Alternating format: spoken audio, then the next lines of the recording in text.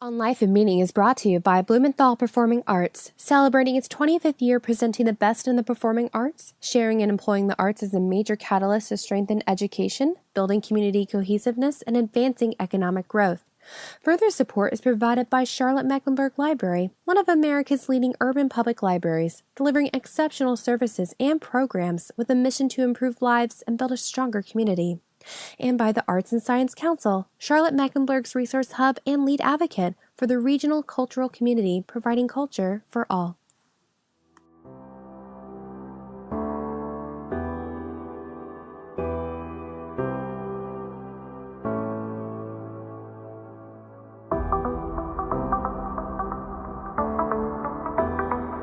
People make assumptions the minute you walk through the door about your beliefs, about your values. So this is an issue, Mark, that I really struggle with. I don't want to believe that I have to change the way I dress or the height of my heel or the car I drive to be involved with issues that are outside of my normal silo. But it certainly is a question that I challenge and pose to myself and that I continue to work through.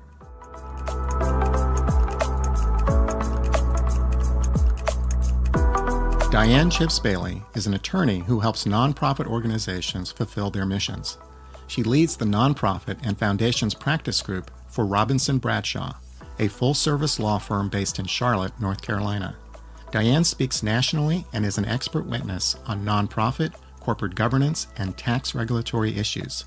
She has served on many nonprofit boards and is particularly engaged in women's philanthropic work. Dianne is a recipient of multiple awards, including the 2015 Mecklenburg Times Woman of the Year Award, North Carolina Lawyers Weekly Women of Justice Award, and the Charlotte Business Journal Women in Business Achievement Award. In this episode, we explore the nonprofit sector and matters of faith, privilege, perfection, and gratitude. I'm Mark Paris, and this is On Life and Meaning.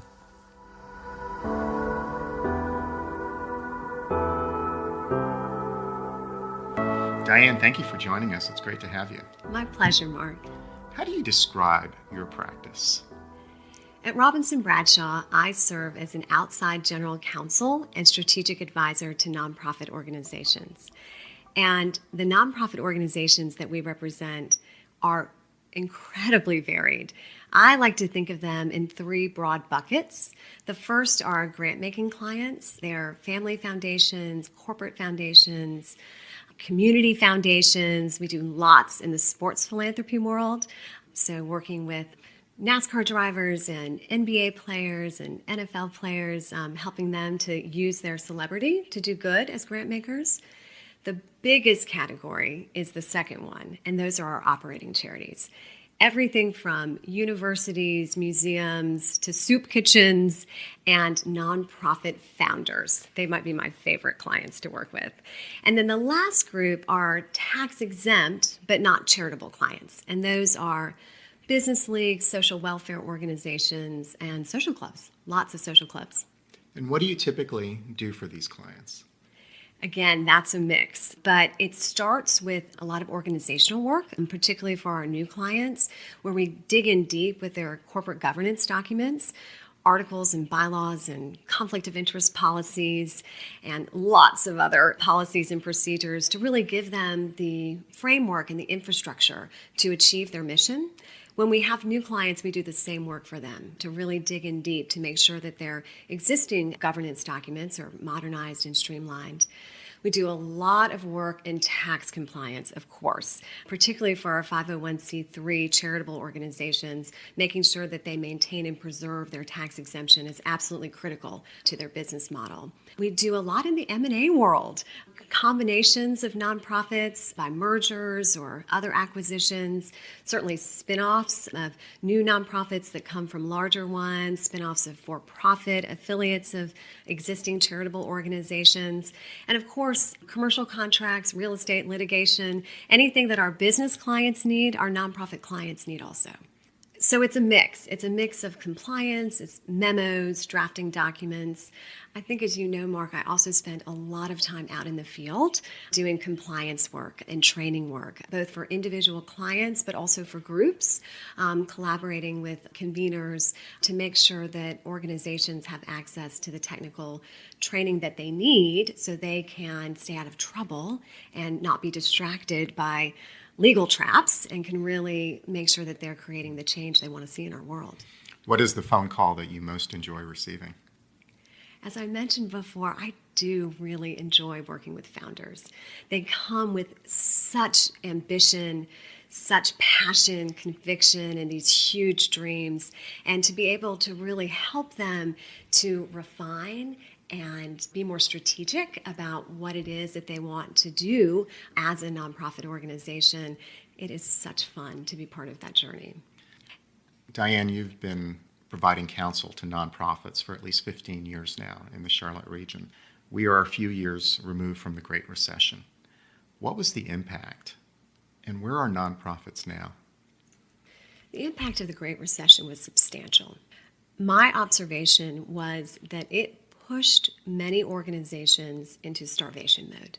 Whether they needed to be there or their boards perceived that they should be, this is a problem that's evident throughout the sector. But certainly we see it here, where organizations are reluctant to pay their staff what they deserve.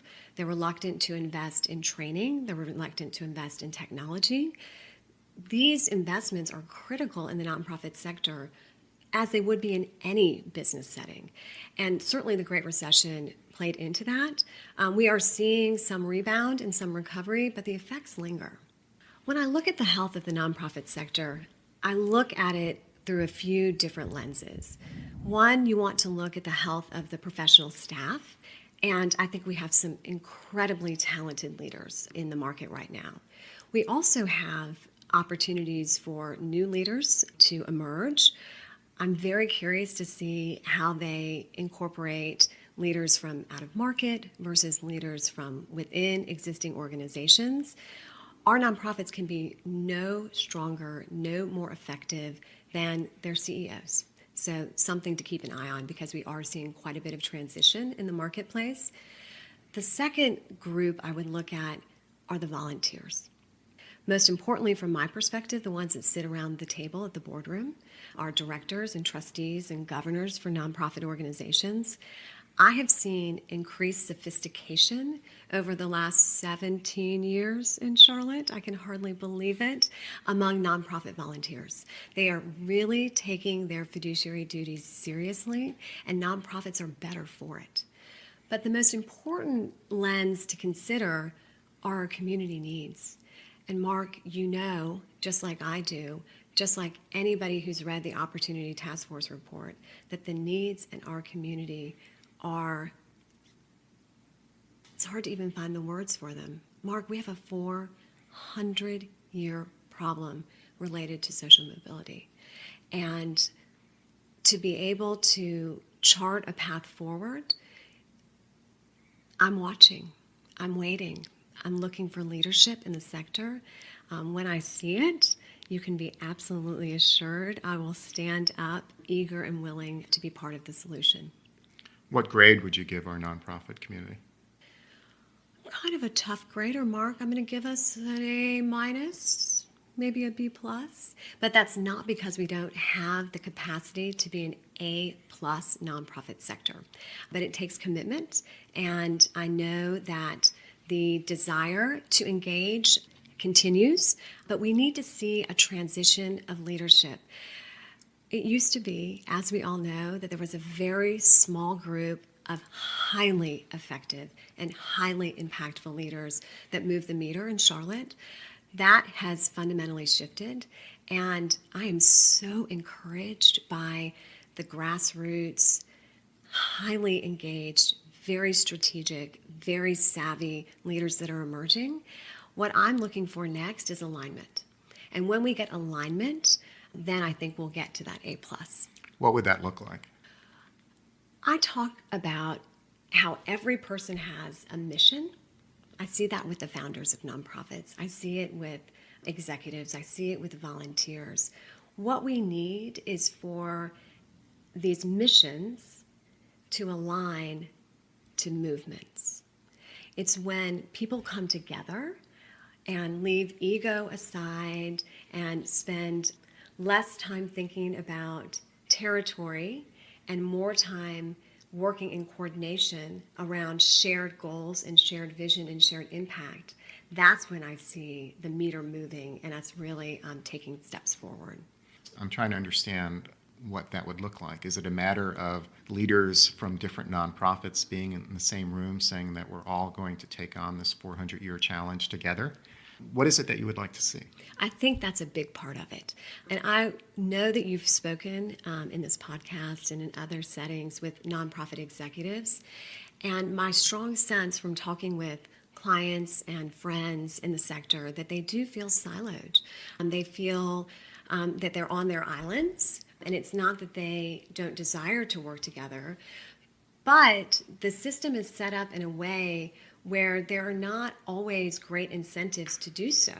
You know, when you look at how the business model for nonprofits fares primarily, you know, there is a certain amount of competition for niche, competition for charitable dollars, competition for government grants, and with that disincentive for collaboration, it's not that some funders don't encourage collaboration. Some do, particularly coming out of the private foundation space. But without them eliminating those disincentives, it can be challenging. Do we have too many nonprofits? I have talked to many a founder out of starting their own organization. I always challenge these folks that have got these bright ideas to really do a landscape study before they start their own organization to make sure that they're not creating unnecessary duplication. We could have some consolidation in the sector and create, with that streamlining, greater efficiency and greater impact. That's not to say we should have a moratorium on new nonprofits. We often hear that, and these founders, the ideas and the energy that they bring, I think keeps the sector alive and creates challenge and competition that's very healthy for some of the more mature organizations. I would say there may be organizations that their lifespan has come and gone. And again, we see that in the for-profit sector also. There's a winnowing effect that is natural and very healthy for the sector. Would the community be better served with less nonprofits and more for-profit social entrepreneurs? I believe in the sector. Of course, for-profit entrepreneurs are important. Nonprofits have a special place because they certainly have market pressures of their own because they are competing for charitable contributions for their survival. So I would say that we would be best served to create an ecosystem where the nonprofits and the for-profits, and I would add the faith community, can all work together to achieve these audacious goals. I would add, Mark, to create these silos around nonprofit and for-profit, that is becoming a way of the past as well. If there's one trend that's emerging in my industry, it is the blurring of the lines between nonprofit and for-profit. And I can give you several examples. First of all, for-profits have embedded in their DNA strategies around philanthropy and engagement. Employees want that as part of their work-life balance. Consumers want that when they make decisions about where they're buying goods and services. We're seeing philanthropic organizations being set up as for-profits, particularly out in Silicon Valley, where by any other litmus test, the goals of some of these organizations are clearly philanthropic. However, they've chosen a business model that's more flexible than a traditional C3. We're seeing the disruption. We're seeing the disruption in leaders that are bold and unafraid to speak difficult truths. We're seeing disruption because regulators require it. Attorney generals and other governmental enforcement agencies are asking hard questions and bringing litigation. We're seeing because the media will have none of nonprofit organizations that are playing on the margins. They expose it immediately, and the consumers impose retribution in the form of withholding charitable contributions. So the disruption is here. It's now. What is the change in the nonprofit sector that you would like to see? The one change I would like to see in the nonprofit sector is strengthening the relationships between professional staffs and their boards. Too often I see organizations where boards are kept at arm's length, that they're viewed as a necessary evil, a box to check 4 times a year. I know because of my service on boards, because of my leadership of boards, that they can be rocket fuel for nonprofit organizations. If executive directors and CEOs of nonprofits would have enough confidence to know that they can trust their boards with the good, the bad, and the ugly, that those boards will support them. Those boards will help them meet challenges. Those boards will leverage resources, not only financial resources, but resources in terms of influence and visibility, and again, harness all of that power that sits around that table for the benefit of the organization, again, to advance and create and realize the mission.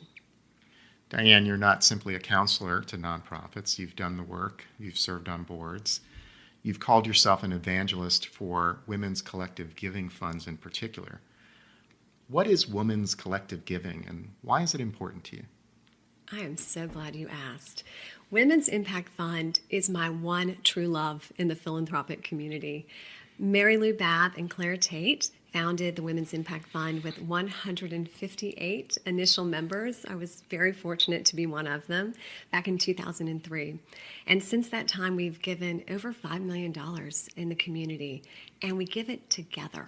We give 5 grants a year. The minimum we would ever give is $40,000, up to $100,000 in arts, education, environment, health, and human services. The most important thing to know about the Women's Impact Fund is it's a women's leadership organization.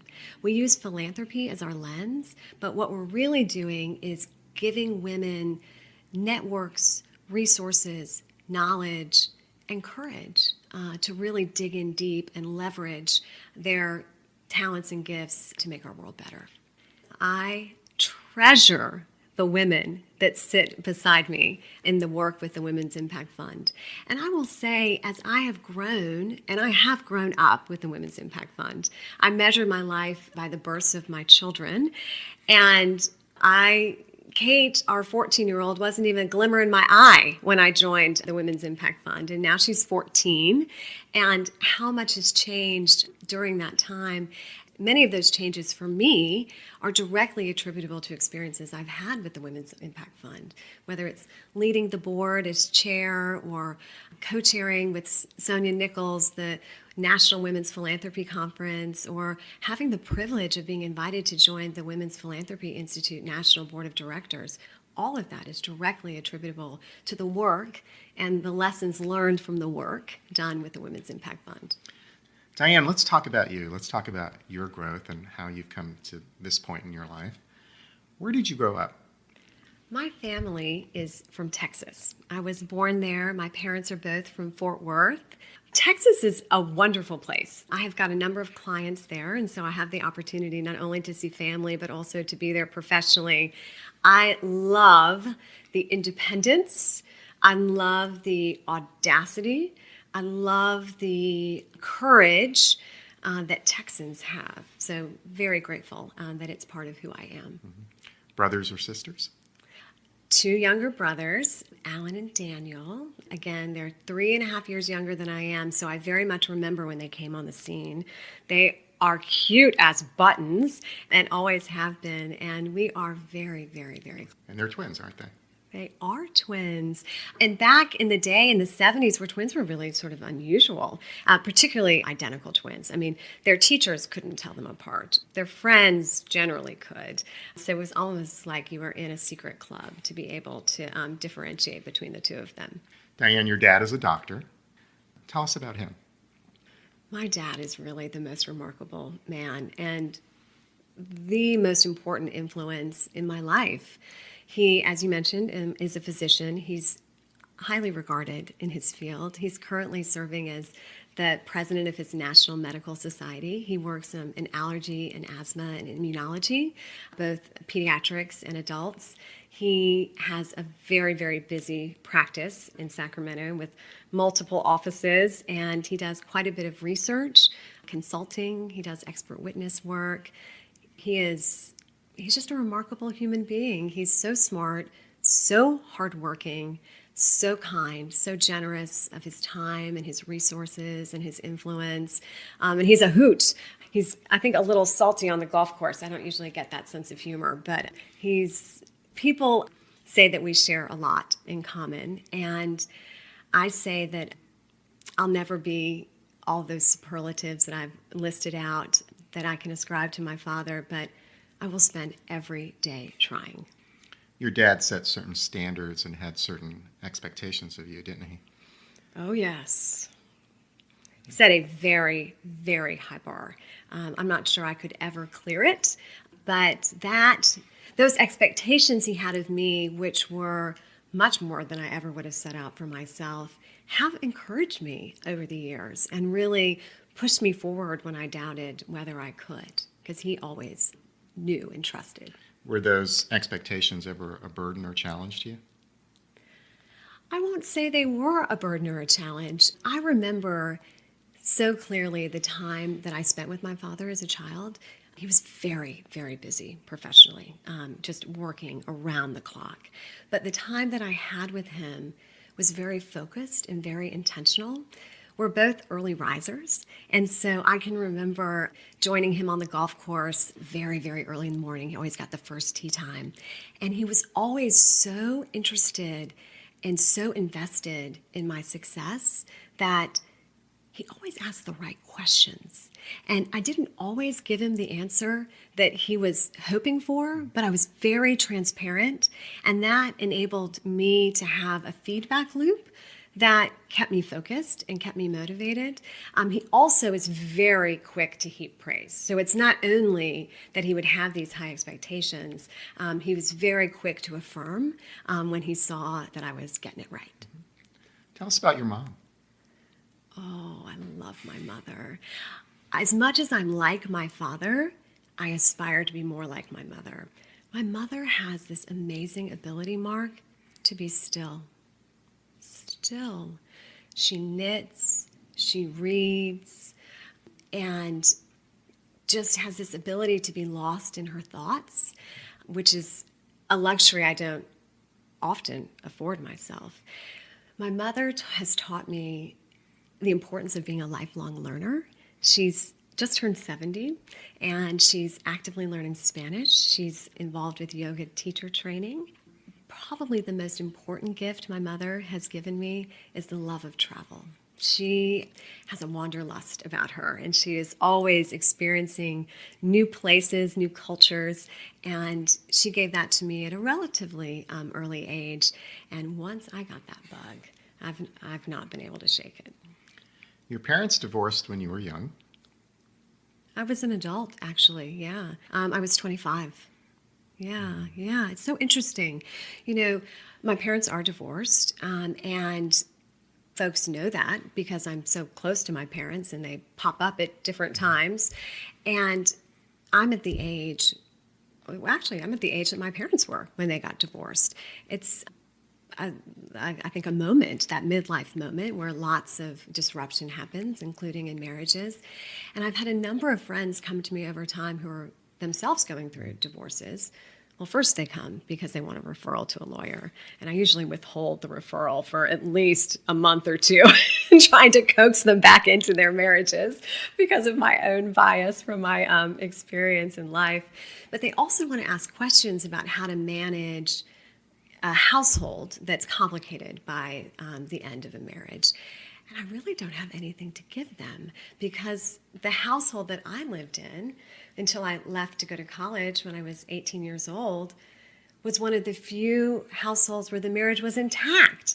I mean, remember, I was in California in the 80s. I mean, it seemed more an anomaly to have a household with a marriage that was still thriving, in my view. And so that's how I remember my childhood. I was just graduating from law school when my parents' marriage ended. And it was one of the main reasons why I stayed in Washington, D.C., and took me on a very different path professionally, a very different path personally. I married a Charlottean who I met in Washington. I wouldn't be here. So lots of reasons why I look back at that time in my life with mixed emotions. Dianne, you went to college at Cal, Berkeley, and studied English and philosophy. What drew you to those subjects? Like so many things in life, there's a little bit of serendipity. I came to Cal thinking I was going to study history and political science. That was very much aligned with my passions in high school. I was very involved with an organization called the Junior Statesmen of America. I had studied summers in Washington, D.C. at Georgetown, and that has been a real heartbeat of mine, is policy and politics. But I showed up for my freshman seminar, and I had the most amazing English professor.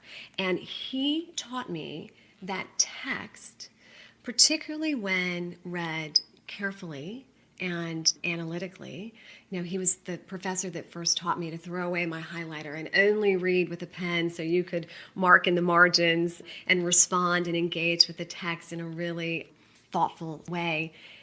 It exploded my worldview about the power of literature and the power of thought and ideas, which automatically took me to philosophy as well. Cal has historically been a very progressive and socially engaged campus. What impact did studying at Cal have on you, your mindset, your approach to the world? It changed everything.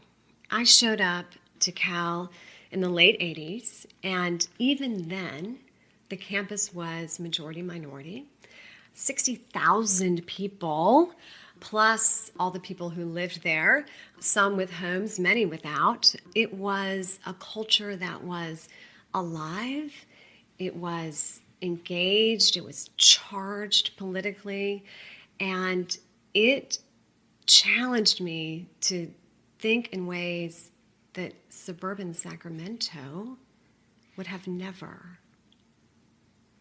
Who were you on campus? I lived somewhat of a fragmented life, I would say. If you looked at me from the outside in, you would have seen a Delta Gamma, pledged the sorority before I even went to class. We came 2 weeks before classes started. Some of my best friends of life are the women I got to know at 2710 Channing. It was a really, really wonderful, wonderful group of girls who became women together. But I showed up in all different places on campus, never disassociating from that self, but showing up in surprising places in ways that I think were sometimes a little disarming to the people I found there. One of the most impactful classes I took while I was at Cal was one that was co-curricular. It was at Stark Hall, and what they did was they selected student leaders from various groups, whether they were racially, ethnically, or otherwise identified, and they put us literally in a room with the door locked week after week after week, and they forced us into relationship in ways that transformed how I showed up in the world, how I experienced the world, and how I understood it. It fundamentally impacted who I was on campus and who I am today. Dianne, you were the child of a physician. You were a member of a sorority. You're attending Cal, living a privileged life. How do you align or accord that with these interests that you have? It's a really interesting dynamic. I want to believe that we all can show up authentically as the person that we are, with the history that we've enjoyed, the baggage that we carry. But I'm not so naive to disregard the fact that people make assumptions the minute you walk through the door about your beliefs, about your values.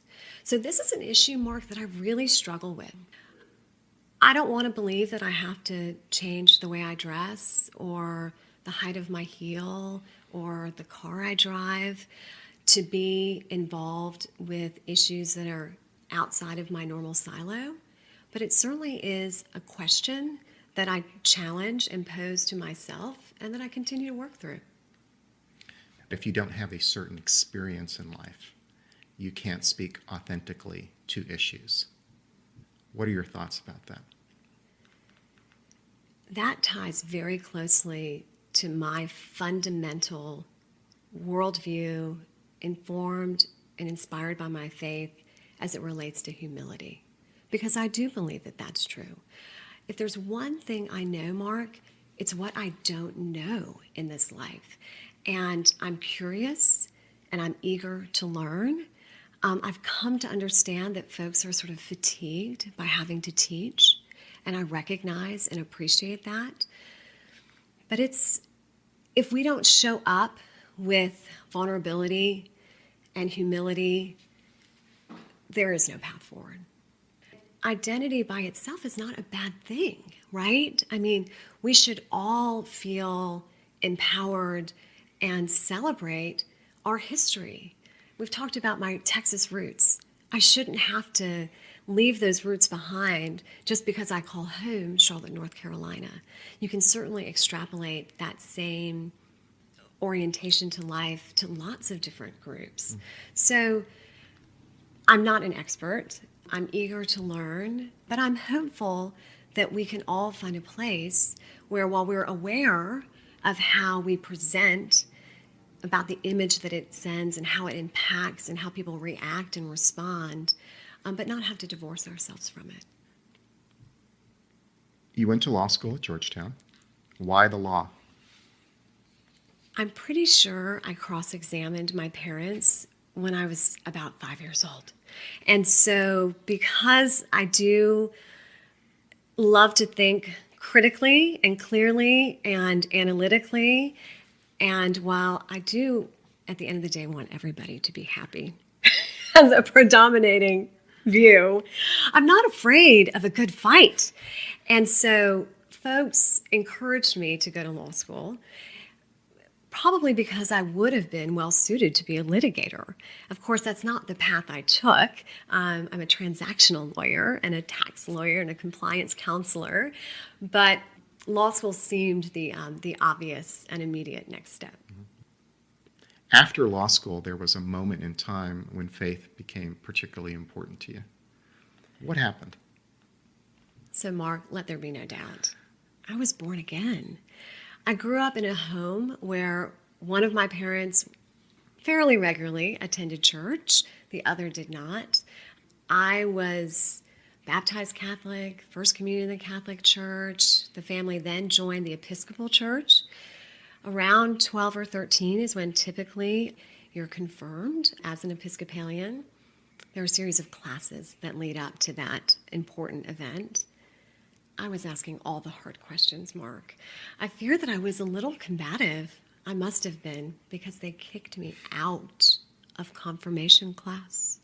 I was summarily ejected because I was disruptive. I was making the other kids ask the hard questions, and that wasn't consistent with the culture of that particular church. And so I was adrift. I would attend church, with my family and occasionally with friends, but I didn't have a personal relationship with God, and my faith was really ill-defined. I probably would have told you then I was agnostic. I don't think I ever had gotten to the point where I was truly viewed myself as an atheist. But I was working at Georgetown after I graduated. I was teaching on the adjunct faculty and writing a little bit on constitutional law and raising money in the development office. And that's a subject for another day, but that was a lot of fun. I had a big time in that job, a 20-something traveling the country and achieving big goals for the law school. But I was invited by a colleague to join a prayer and daily life retreat on campus. And I committed to a week of study of Scripture and contemplative prayer. And in that space, God revealed himself to me, and my life has never been the same. What's the place of faith in your life now? I aspire for it to be absolutely central. If I'm living my life in the way I desire, faith is absolutely at the bottom and the top of every day, and intertwined in all the places in between. And faith for me shows up through Micah 6:8, to do justice, love mercy, and walk humbly with your Lord. I spend a lot of time in prayer and not as much time in Scripture as I should, although I find endless inspiration when I do discipline myself to spend time with my Bible. I laugh, so I was a literature and philosophy student in college, and now the only thing I read is the Observer, the tax code in my Bible, but that's about all I've got space for in any given day. And truth be told, I get just about everything I need from those three sources. Dianne, when your name comes up, people often say, my gosh, Dianne is perfect. Perfect family, perfect career. She is generous, giving, positive, optimistic. She always looks perfect in photographs. Are you perfect? Oh, Mark, please do not look behind the curtain. It's messy back there, just like it is for all of us, right? We live in this place of brokenness. But my faith tells me that we are perfect in our imperfection and that we are loved unconditionally. I'm so grateful that I know that. I do have the faith of a child, so I don't challenge that too much. I just accept it. And thank goodness I do, because that gives me the security and the confidence to be brave and to be a little audacious at times. And my life is substantially better for it. There is certainly an illusion of perfection that you seem to keep up. What do you make of that? It's preposterous. Just ask my children or my husband. They'll tell you everything that you need to know about how messy life is. I try to find joy in the rough edges. And if I can tie a bow or put a little lipstick on to make those edges not seem quite so ragged, sure, I can do that. I hope we all feel empowered to do that. Is it fair to say that you are attentive to how you present yourself to the world? That is absolutely fair. Yes. I think all of us need to be in this world where it's so transparent. And perhaps I am a bit of extreme in that regard. I've just made the decision that social media and my professional life, my personal life, it's available for public consumption to the extent anybody cares. And the reason I have made that decision is because I know that these platforms can be used for good. And so if you look at my Twitter feed, for example, you will see that I use that form of engagement to lift up causes, lift up candidates, lift up people that I care about. And that's just part of the pact. It's just that commitment to transparency.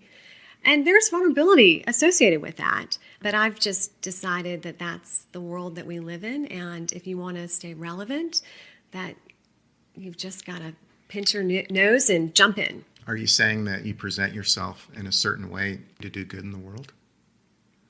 Yeah. Don't we all? I'll grant that we all don't embrace that level of transparency and vulnerability. But in my experience, I have been able to utilize what little influence I may develop by that form of engagement to really help other people and causes and organizations that matter to me. One of the things you said earlier in terms of the counsel that you give your clients was managing reputational risk. Are you mindful of that for yourself? Oh, yes. I'm a Robinson Bradshaw lawyer. I don't even like to think, much less do, and certainly not publicize anything that would reflect poorly on my firm, my family, the people that I care about. Absolutely. I'm very careful and very conscious. But it's not a lie for social media. I mean, I really try to live authentically. Another question that often comes up when your name is raised is, how does she do it? How do you arrange and manage your life to pull off all that you do with such seeming grace? Mark, I am surrounded by so many people that support me. It is starting in my home. Until very recently, when our daughter went away to boarding school, I have had 1.5 nannies that help not only with the children, but with managing the household, which frees up tremendous amount of time for me. I will also say that the law firm has been incredibly supportive of my passions. I will tell you that my biggest challenge today is managing my passions because there are so many things that I want to do, and they have been really remarkable in providing infrastructure and support to enable me to engage strategically with resources that support that. The word privilege has become loaded these days, and people run away from the word or really struggle with embracing the word in any way. How do you process that word for you when you hear the word privilege? It is a loaded term. It's unambiguous that I've lived a life of privilege. I've privilege in terms of financial resources, love, support, encouragement. It's hard to differentiate who I am from that state of being. There was a time in my life where I would have recoiled from that term. I would have inspired feelings of guilt, the need for atonement. I find those feelings to not be very helpful. I talk a lot about grateful heart, generous spirit, and a lot of that ties back to my faith, where you have this place of gratitude that is so deep in your DNA. It's at a very cellular level, where if you do not release that in the form of generosity of spirit, that you should suffocate, because it should be that pronounced. And I think privilege is a part of that place of gratitude, and the response needs to be one of engagement in a place where it might feel scary, but it's an imperative. I mean, when I first realized I was privileged, right, when I was 18 years old, 19 years old, I felt very guilty about it. But that's not productive. That's like a wallowing. That's not a productive response. The response needs to be an outpouring, right? Dianne, you played a pivotal role in the rise of a certain first-time office holder in town. Who is that person, and what role did you play? Braxton Winston II. I love that man. He is one of the most extraordinary leaders I've encountered in my lifetime, and I'm a student of leadership. I watch leaders, I support leaders, I engage with leaders, and he stands head and shoulders above so many. And let me tell you why. It is his courage, it is his conviction, it is his ability to meet every person exactly where they are. And that authenticity resonates with people. I think one of the main reasons why his rise was so dramatic was because there's no place where Braxton shows up where people do not feel an immediate connection, because he is so authentically who he is. What role did you play in his ascendency? Braxton Winston emerged in Charlotte as a highly visible, highly impactful leader in the demonstrations following the Keith Lamont Scott shooting. I always tell people what is true, which is that we met demonstrating. It was at the March for Love, which happened later that year in December. Fast forward 2 or 3 months later, and Braxton pops up in my office, as nonprofit founders generally do, it seems, in Charlotte. And he had some ideas about how he might be able to use a 501c3 to achieve some of his goals around equity, inclusion, and interconnection. As I listened to Braxton talk, it became very clear to me that his strategy was much more nuanced than a typical 501c3. He had a strategy around a documentary he was working on. He has a very powerful platform around video production and live stream through Facebook. Of course, the nonprofit had some possibilities around education and awareness and training. But what was interesting to me is he also had some ideas about establishing a political organization to help fund progressive candidates for office. Mark, as I listened to him talk, I had to reflect back what was so obvious to me. What candidates are you talking about? Braxton, you are the candidate. And I was not the first to suggest it, but I think what Braxton would tell you is I was the first person that was willing to roll up my sleeves and join arms with him to do the work, to build and convene the coalition of influencers that he was going to need to be successful. And successful he was. Such a gift to be able to call him a member of Charlotte City Council at large. In some ways, his story is an example of social mobility. Absolutely. Right. But it took some personal agency on his part to make that happen. Well, of course it did, and of course it continues to. Braxton, look, he is a husband. He's a father of 3 children. He works a myriad of different jobs, and he is still creating the space, which is highly inconvenient to do this work, which is really, really difficult. The world needs more Braxton Winston. I think what the story says in large part is that we don't do things alone, that we do things together. We do things when we build coalitions, and we do things when we build alignment.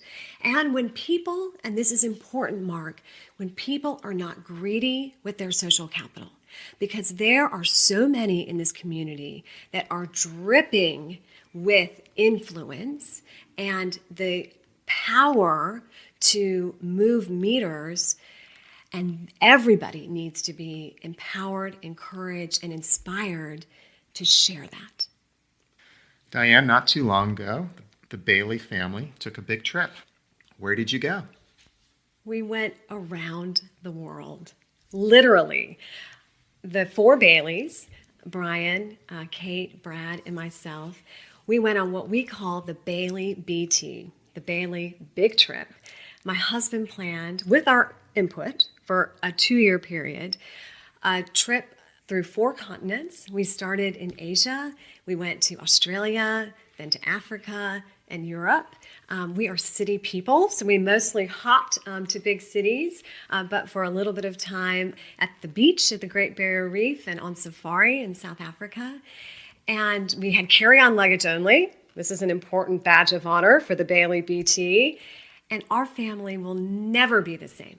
We created new neural pathways for how we engage as a unit.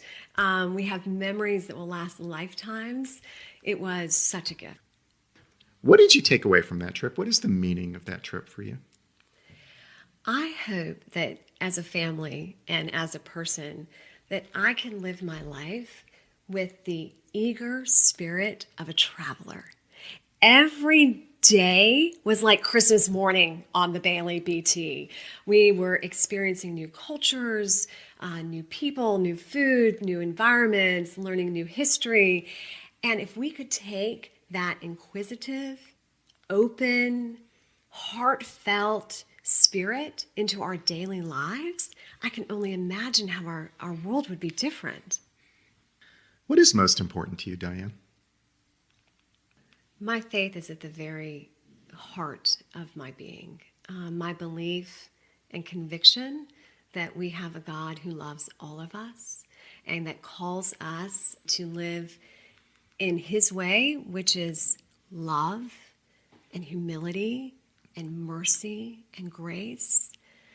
If I can extend that to myself and to my family, then I've done my work in this world. But the beautiful thing about sitting in that place of abundant love is it does free you up to be generous. Generous of spirit, generous of kindness, generous in compassion. And from that safe place, you can be really audacious. And it's important to me that we all lean into that audacity. Because when we can do that, I know that our future is bright.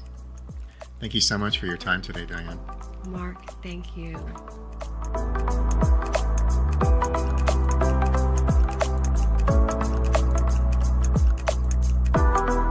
Dianne Chipps Bailey is an attorney who leads the nonprofit and foundations practice group for Robinson Bradshaw, a full-service law firm based in Charlotte, North Carolina. She holds a BA with high honors in English and philosophy from the University of California, Berkeley, and a JD with honors from Georgetown University Law Center.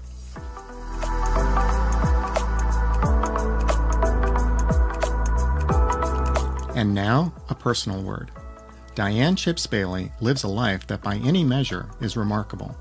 She is good at everything she seemingly sets out to do, from her educational achievements, to her professional practice, to her personal adventures, to the standards of excellence by which she presents herself to the world. It is no surprise that she studied literature and philosophy, as the traditional goal of these pursuits is to teach us what is good and how to live well in the world. The philosopher most closely associated with living well is Aristotle, who said that the aim of life is to achieve well-being. There are two types of well-being: hedonic well-being that focuses on happiness and attaining pleasure, and eudaimonic well-being that focuses on meaning and self-realization. Aristotle identified a set of virtues or traits that were instrumental to well-being. The most important of these traits became known as the cardinal virtues: courage, justice, temperance, and wisdom. The master virtue that controlled them all was wisdom. Christianity soon added its own set of virtues: faith, hope, and charity, with the greatest of these being charity. Greek and Christian virtues together became the North Star of Western civilization. The primary goal of education for centuries was the development of virtue and character. Greek and Christian virtues spurred the Renaissance and the Enlightenment, and were the basis of the founding documents of our nation that spoke of life, liberty, and the pursuit of happiness, a form of well-being. Americans were called to virtue, to do well and good in the world. Here is the important point about virtues. They are a discipline. They are really hard. Every day brings a set of challenges to one's practice. One develops and hones and tones one's virtues in 1,000 daily choices that become habits and character. With well-being, or nobility of character and condition, came the obligation to act generously. One learned the obligations of nobility, or noblesse oblige, to improve the world for others so they similarly could become noble in character and condition. Today we speak less of nobility and obligation, and more about privilege and oppression.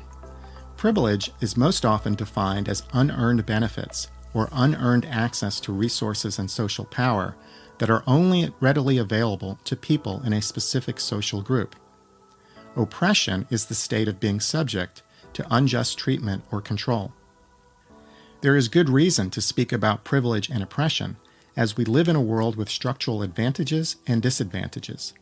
We are rightly sensitive to issues of equity. In the past, those with class consciousness sought revolutions against the established order. Today, with revolution discredited, social activists instead speak about individual subjective experiences and deconstruct language to shame those they categorize as privileged oppressors. But shaming people about privilege and forcing confessionals does not create a movement for structural change. It just creates further resentment and division. Movements for change do not arise from differences between people, but from solidarity among people. Difference insists that others cannot understand. Solidarity relies on empathy and imagination to reveal the ties that bind. Dianne knows that it is a privilege to live her life, and her life has many privileges, including the ability to achieve the standards she seeks. But it is too reductive to see her life in terms of privilege and not in terms of virtue. There are many people who are far more privileged than Dianne who live far less virtuous lives. To speak only of privilege is to discount the incredible degree of vision and work and discipline of virtuous practice that brought her character and condition into being. Dianne rightly notes that wallowing about privilege is not helpful. Rather, she is devoted to living well and generously and creating movements of change. We would be far better served to embrace the virtues Dianne models and join each other in solidarity to create greater equity and more earned advantage in the world.